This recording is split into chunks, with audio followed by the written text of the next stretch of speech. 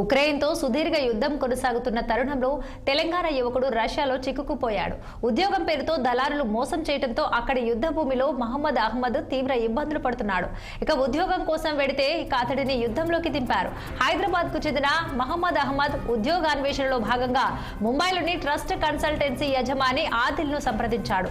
మాస్కోలోని ఓ నిర్మాణ సంస్థలో ఉద్యోగం కల్పిస్తానని ఆదిల్ అతడిని ప్రలోభపెట్టాడు. ఆదిల్ మాటలు నమ్మిన అహ్మద్ 2025 ఏప్రిల్ 25న భారత్ నుంచి రష్యాకు వెళ్లాడు.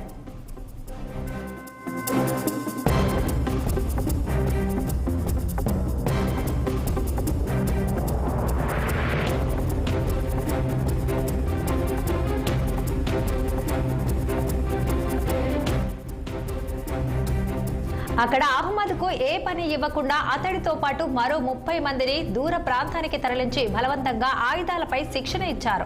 వారిలో 6 భారతీయులు ఉన్నట్లుగా సమాచారం. ఇక శిక్షణ పూర్తయిన తర్వాత వారిలో 26 మందిని ఉక్రెయిన్ సరిహద్దుకు పంపించి యుద్ధం చేయమని బలవంతం చేశారు.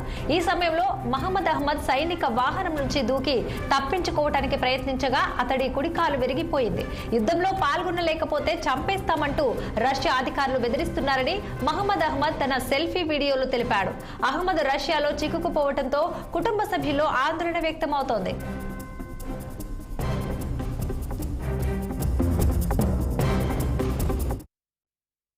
यहाँ पे तो मैं जहाँ हूँ बॉर्डर है, पूरा जंग चल रही। ये लोगों के जितने लोग गए पूरों के स्लीपिंग बैगा हैं, कोई भी नहीं आया वापिस अभी तक। हम लोग 25 जने थे, 25 में 17 जने मर गए। एक इंडियन भी था हमारे साथ में, उन भी मर गया बेचारा आज सुबह में 6 बजे पे। आज खबर आई हमारे को कि उन मर गया बोल के। तो हम लोग 4 जने इंडियन बैठ गए थे, हम लोग नहीं जाते बोल के। वो गोली मार देते, वो करते ये करते बोल के। गन निकाल के हमारे गर्दन पे, मेरी कनपट्टी पे रखे और एक दोस्त की गर्दन पे रखे।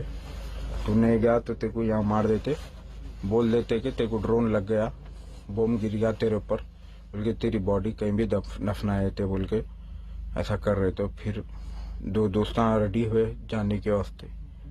और मेरे पैर में प्लास्टर बने हुआ है, कुछ चलने नहीं आ रहा समझो। तो मैं अब 1 दिन की टाइम ले रहा हूँ। मेरा नंबर कल है सुबह में, तो कोशिश कर रहा हूँ मैं, कुछ भी नहीं कर सकता हूँ।